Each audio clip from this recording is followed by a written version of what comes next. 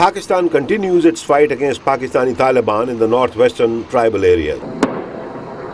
And US drone attacks continue to target hideouts of Afghan Taliban who have crossed into Pakistan. But in recent weeks, for the first time, Pakistan, with help from US intelligence, has also arrested several leaders of the Afghan Taliban, members of the so-called Quetta Shura, including the number 2, Mullah Baradar.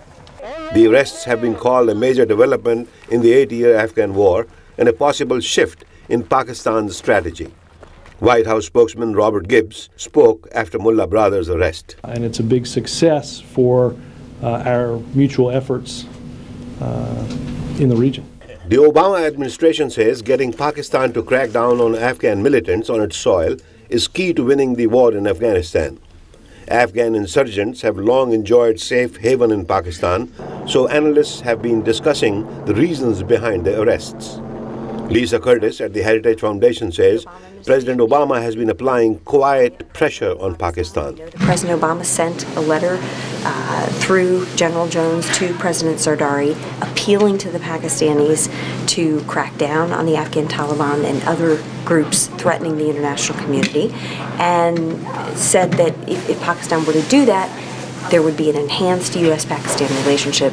The U.S. would do what it could to enhance Pakistan's sense of security in the region.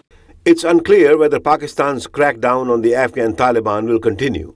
Bruce Rydell at the Brookings Institution hopes it will. If that happens, that means that the sanctuary, the safe haven that the Taliban has enjoyed for the last 9 years in Pakistan is coming to an end. And that's a huge change in the situation.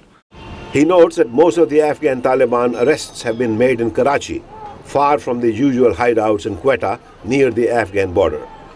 Why did they move to Karachi? Well, the reason, the single simplest reason is the drones.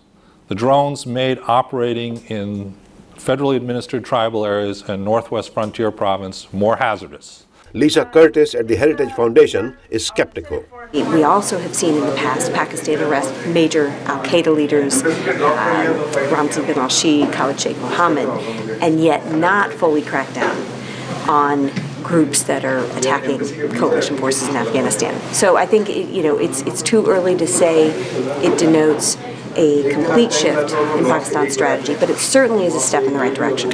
Pakistan's arrests of Afghan Taliban is selective, not a fundamental change in policy, says Ashley Tellis at the Carnegie Endowment for International Peace. That there are still major groups out there, both insurgent groups and terrorist groups, that have not yet been at the receiving end of the Pakistani state's attentions. Lashkar-e-Taiba is one, Jaish-e-Mohammed is another, the Haqqani network is a third. Analysts say Pakistan's arrest of Afghan Taliban shows that President Obama's new approach to Pakistan could work. But they say any change in Pakistan's attitude will be gradual, not a switch that can be turned on in a day. Ravi, Khanna, VOA News, Washington.